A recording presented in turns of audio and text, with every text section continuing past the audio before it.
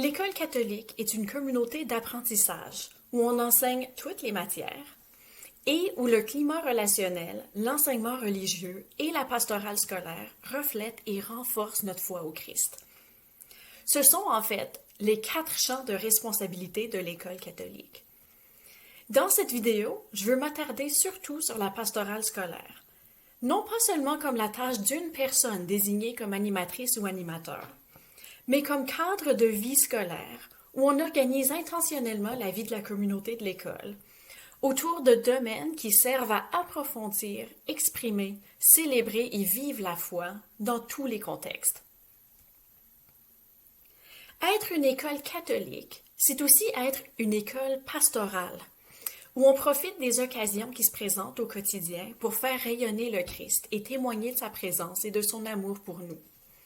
Pour nous aider à développer des communautés scolaires pastorales, l'OPECO vous propose un outil simple mais riche, la roue pastorale. La roue pastorale est, bien, une roue. Elle comporte 10 sections, chacune nommant un aspect de la pastorale qui est essentiel pour une pratique et une culture pastorale complète. Pensez un instant aux activités et à la culture pastorale de votre école. Qu'est-ce que vous y associez? Les célébrations eucharistiques de l'Avent et Pâques? C'est bien. Les collectes de denrées et le service communautaire? Super. Je suis certaine que vous pouvez identifier d'autres aspects.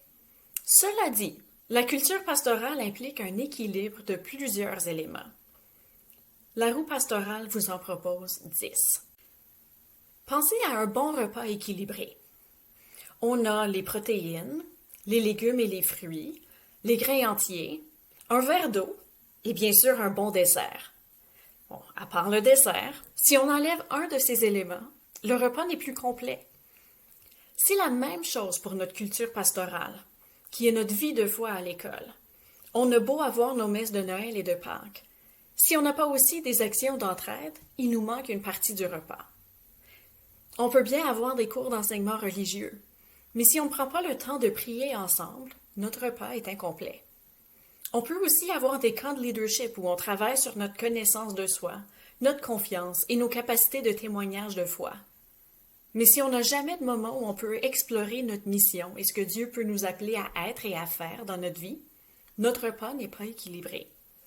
L'autre élément à garder en tête, c'est que nous sommes tous différents et Dieu vient nous rejoindre de différentes manières.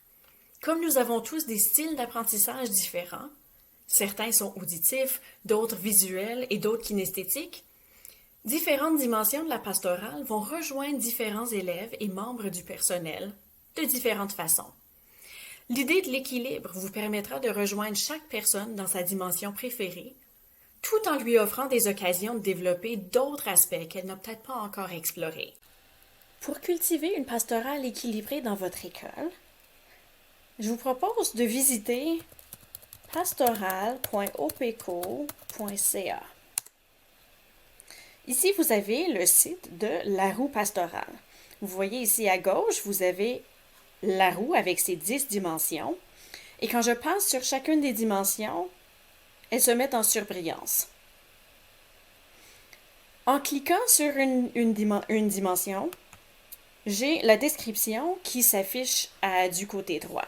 Je vais passer à travers chacune des dimensions avec vous pour m'assurer de donner la juste valeur à chacune. Elles ne sont pas dans un ordre particulier. C'est pas une question de première, deuxième, troisième en ordre d'importance. La roue est justement ronde pour donner la même place à chacune des dimensions. Mais il faut commencer quelque part, alors je commence par le développement du leadership. Donc, la culture pastorale et les personnes qui s'en occupent proposent à l'élève des démarches qui font appel aux dons et aux talents que Dieu lui a donnés, afin d'inspirer, d'influencer et de guider sa communauté scolaire, les membres de sa paroisse et de sa communauté plus large. Par son exemple personnel, appuie l'élève dans son développement des valeurs et des vertus chrétiennes qui pourront le soutenir dans son rôle de leader. Si je viens ici cliquer sur « En savoir plus », le site descend un peu pour me donner accès à, encore une fois, l'explication que je viens de vous lire, Et puis, comment appuyer l'élève dans cette dimension? Et des exemples de collègues en animation pastorale un peu partout en province. Si je descends encore un petit peu plus, chacune des citations, chacune des dimensions se termine par une citation, soit du UCAT, du DOCAT, ou bien de l'un de nos profils du cadre de référence de l'éducation catholique en Ontario. Si je veux remonter à la roue, je peux prendre la petite flèche ici en bas à droite et cliquer, et ça me ramène là où j'étais. La deuxième dimension est prière et sacrement. En cliquant dessus, on propose des occasions de prière personnelles et communautaires qui permettent aux élèves et au personnel d'approfondir leur relation avec Dieu et avec la communauté. Initie à différentes formes et méthodes de prière de la foi catholique. Offre des occasions de vivre les sacrements et invite les membres de la communauté scolaire qui le désirent à se préparer à recevoir à la paroisse les sacrements de l'initiation et les accompagne dans cette démarche. En cliquant sur « En savoir plus », on descend encore un peu plus loin. On donne, encore une fois, l'explication. Comment appuyer les élèves dans cette dimension? Et ici, on donne une liste de formes et de méthodes de prière qu'on peut utiliser. Et puis, les collègues en animation pastorale donnent des exemples de ce qu'ils font dans leur école pour cultiver cette dimension-là. Et on termine le tout avec le profil du personnel. Je reviens à ma petite flèche pour remonter. Et oui, la troisième dimension, culture de la mission et de la vocation. Sensibilise à la grande mission de Dieu et de son Église, à laquelle chaque chrétien est appelé à contribuer selon sa vocation personnelle enracinée dans les sacrements d'initiation, baptême, confirmation et Eucharistie. C'est-à-dire qu'en tant que chrétien, lors de notre baptême, Dieu nous appelle à devenir de plus en plus comme lui. Il nous invite à participer à sa grande mission, chacun selon nos forces, selon son désir pour nous, selon notre personnalité, selon qui nous sommes.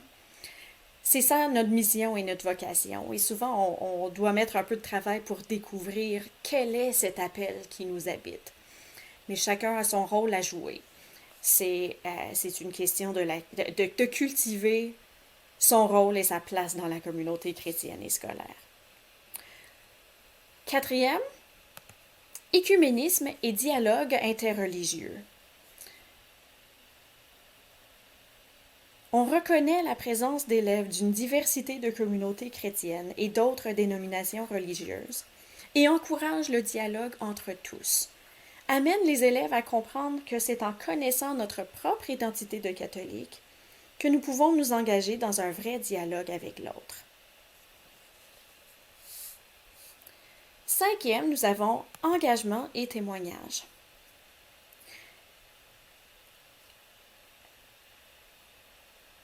On agit à titre de modèle de foi et de culture et encourage la participation à l'école et dans la communauté locale par le biais d'activités authentiques et engageantes.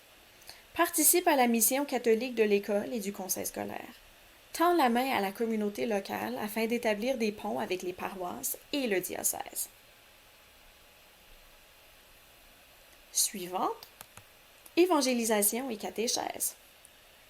On évangélise en annonçant Jésus-Christ à toute la communauté scolaire et en le plaçant au centre de toutes les activités. On saisit toutes les occasions pour amener l'élève à approfondir sa foi, y compris en dialogue avec les sciences, la littérature, la musique et les arts.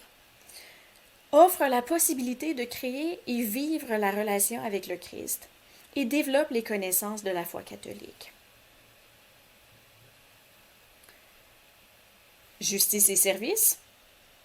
Développe et cultive chez l'élève une conscience sociale, une ferme volonté basée sur l'Évangile et l'enseignement social de l'Église de donner à Dieu et au prochain ce qui lui est dû.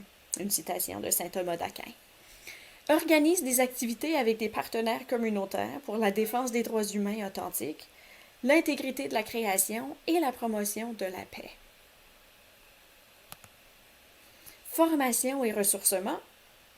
Offre des occasions d'apprentissage ou des activités de ressourcement dans le but d'évangéliser, d'approfondir la foi et de développer davantage l'identité catholique francophone. Fraternité et accueil.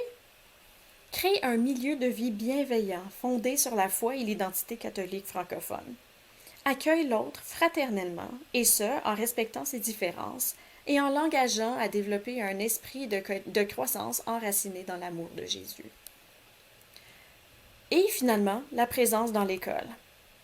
On agit à titre de modèle, présent, visible et actif dans toute l'école, dans les écoles nourricières, dans la communauté, la paroisse, au niveau du conseil et au-delà du bureau et de la chapelle.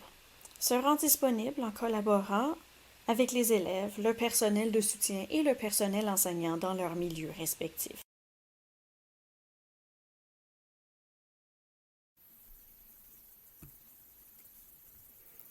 OK. Maintenant qu'on a passé à travers, je veux que vous mettiez la vidéo sur pause un instant pour réfléchir. Prenez-vous une feuille de papier ou un cahier et écrivez les éléments de la roue que vous voyez en action à votre école et ceux auxquels vous vous identifiez le plus. Allez-y.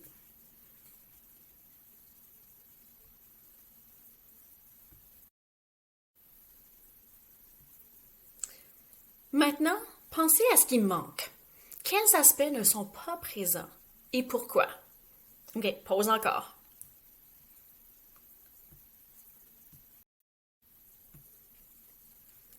Une manière de vous assurer que votre culture pastorale à l'école est complète est d'intégrer la roue dans la planification de l'année.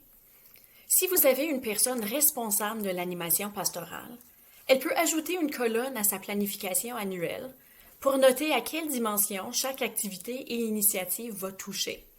Cette planification devrait être faite en consultation et en partenariat avec la direction et l'équipe du personnel, car la culture pastorale est la responsabilité de tous, même si elle est chapeautée par une personne en particulier. Si votre école n'a pas d'animation pastorale dédiée, vous avez quand même une culture pastorale à bâtir et à développer.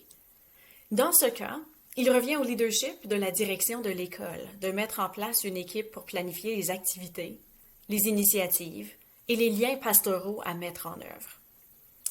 Vérifiez l'ensemble de vos éléments contre la roue. Est-ce que toutes les dimensions sont présentes? Sinon, pourquoi? Avez-vous besoin d'aide pour toucher à une des dimensions? Dans ce cas, n'hésitez pas à aller chercher l'appui de vos conseillers pédagogiques en construction identitaire, ou même du curé de votre paroisse. Il sera ravi de travailler avec vous pour intégrer des aspects de la vie catholique à votre culture scolaire.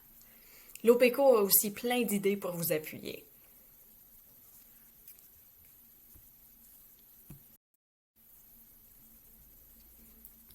« 10 dimensions pastorales peuvent paraître beaucoup. Rappelez-vous qu'une même activité peut en toucher plus d'une à la fois, et dans certains cas, vous pouvez aussi vous concentrer sur l'ajout de quelques dimensions par année, jusqu'au moment où vous les intégrez toutes. Et voilà, la roue de la pastorale.